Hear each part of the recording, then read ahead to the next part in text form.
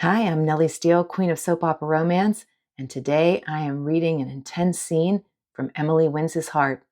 Join me by the fire. Serafina Lightwood.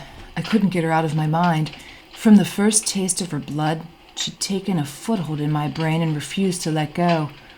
As I leaned against the rough bark of the oak tree, I glanced up at the moon, crisp and bright. It started before the taste of blood, though. The bite had just intensified my growing obsession, as it normally does with vampires. I closed my eyes as I recalled the initial brush of her cheek, but nothing compared to the feel of her lips on mine or the taste of that sweet, angelic blood. My nostrils flared as I sniffed the evening air. Sera had been gone for a while.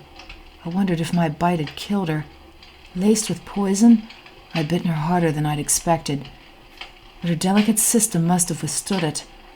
I opened my eyes and grinned into the night sky. I like strong women. The scent of Sera grew stronger. I slipped around the other side of the tree, peering at the nearby pathway. Voices floated to me, as did the stronger scent of that delicious angel I'd set my sights on. I licked my lips in anticipation of seeing her. She stepped into the glow of the street lamp lining the path, sending my heart fluttering. It quickly twisted into a knot as I spotted another figure with her. Chris Wright, the human doctor who had pursued her and won. My fingers curled into fists as I stared at him. He grinned at her before he slid his arm around her shoulders and pressed his lips to her forehead. How had she fallen in love with a man like him? I stared at them as they passed, oblivious to my lurking, my mind trying to piece together the puzzle that I could not solve. Chris Wright was a talented doctor by some measure, but he was a lowly human, not even a particularly interesting specimen. He couldn't offer her anything that a fellow supernatural could. In fact, he could only hold her back. Her sense started to fade, and I skirted the tree, following them at a distance.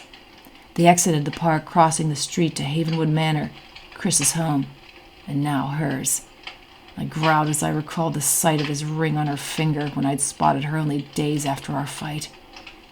But I was a man of action, and I would win her.